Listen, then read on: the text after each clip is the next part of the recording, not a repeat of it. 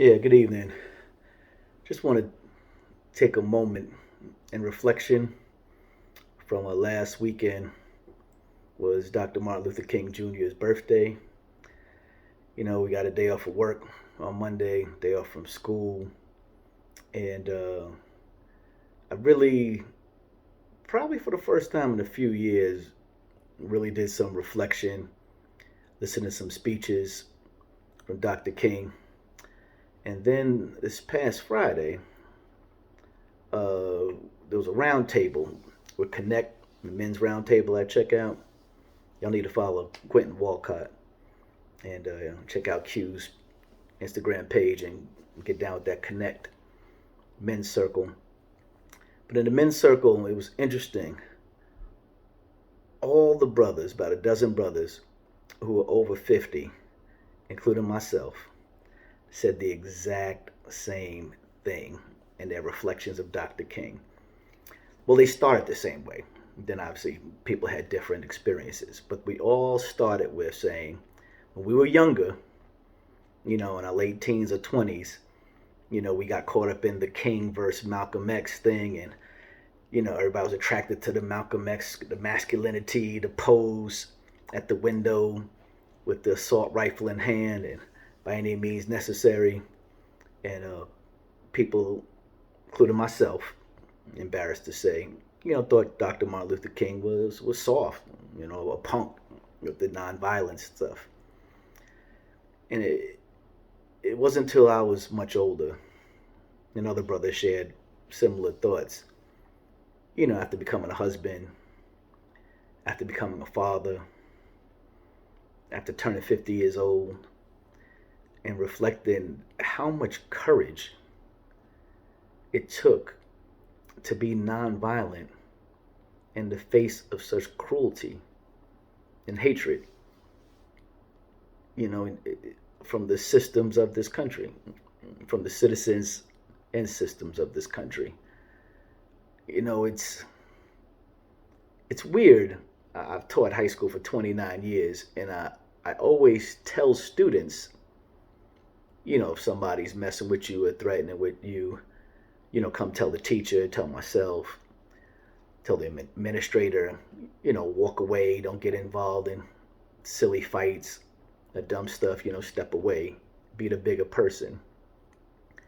But as I'm saying that, because that's what the thing to say, I don't know if I truly reflected on it in myself, and for me to respond the same way. I could just think over my life, walking away when someone does you wrong, that's the thing that's difficult. That's the challenge. That's what takes courage. It's almost instinctive if somebody steps to me to just want to hit back, or respond back. It doesn't take anything. It's not courageous just punching back. It's almost just animalistic, right? Someone's attacking me, so I'm attacking back. The strength and the courage to say, throw your bricks at me, turn your hoses on me, sick your dogs on me, spit at me, threaten my life, call and harass my wife. And I'm going to sit here in my conviction and do what I feel I've been called to do and not stray or sway from the path that God has laid out for me. That's heavy. That's heavy, man. I had to turn 50 years old to realize how serious and difficult and how courageous brother Dr. Martin Luther King Jr. was and is. King nor Malcolm X, they didn't even make it to 40. I believe they both died at 39. And here I had to make it to 50 to just begin to comprehend. And be clear, even in the conversation when we was talking about, often we've all heard the comparisons, trying to pit X and King against each other. In reality, Malcolm X was a very peaceful brother. He's been never associated with any violence. There's no history of Malcolm X attacking people or shooting people or fighting people. You know, yeah, his rhetoric, his tone, his methods may have seemed more fiery. And sometimes, because King has some very fiery speeches too. They're not played for us often, but he has some very fiery speeches. But this concept that Malcolm X was some type of violent individual going out punching, attacking people, and shooting people, that's just not true. It's just a lie. You know, even the iconic picture of him standing at the window with his rifle, he was in protection mode. He was protecting his home and his children, and his wife. You know, that wasn't him seeking violence or searching for violence. You know, that was protection mode. And I see later, you know, the oppression in this country comes at us from so many angles. The oppressors, the fathers of this nation, and those who still run it now, who are still trying to suppress people's right to vote, suppress anything, you know, getting done or moving the country forward to benefit all citizens. Those guys know to attack at so many angles. They attack the family, they attack your faith institutions, they attack you in the schools, they attack you in the law enforcement, they attack you with the judiciary, they attack their families, our male-female relationships. They come at us at so many angles. And in foolishness, you know, often speaking for myself, we argue about only one way to deal with it back. You know, you can't get attacked from 8 or 9 different ways and say, well, I'm only going to respond one way. You're going to lose. You're going to lose. And so when brothers have different strategies, it's not, oh, what's better, or put this guy against this guy, I like this guy better, I don't like this. Man, just do something. You know, pick the strategy that works for you, that speaks to you. And understand we need brothers working in different ways. You know, I have a brother who's, this brother's talking about, you know, business. We got to get money and the finances will get us straight.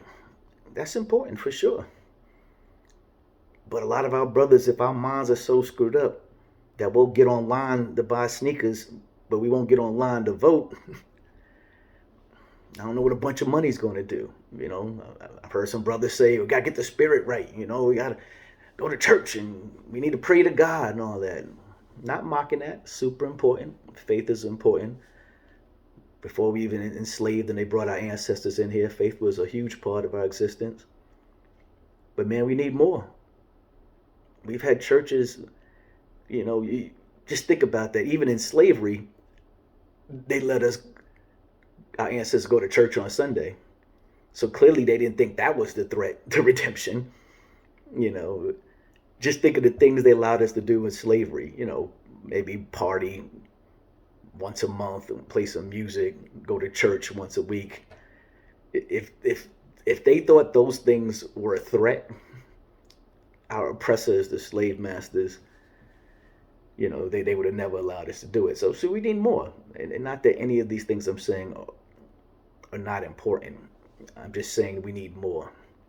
And now when I'm looking at Malcolm X and Dr. Martin Luther King, I'm not seeing different sides. I'm seeing two brothers on the same team playing different positions. You know, when I coach basketball, if somebody's job is to post up and get rebounds, another person's job may be to shoot threes or handle the ball, assist. It's not a matter of one's better than the other. Both are important for the team to be successful. And, you know, black people in America, we needed Dr. Martin Luther King Jr. and we needed Malcolm X. We needed Marcus Garvey, and we need, you know, W.E.B. Du Bois. We needed Nat Turner, and we needed Frederick Douglass. And we need it all. We don't need to waste time in dumb arguments like I had in my 20s about who's better. Pick the way that works both best for you and get to it.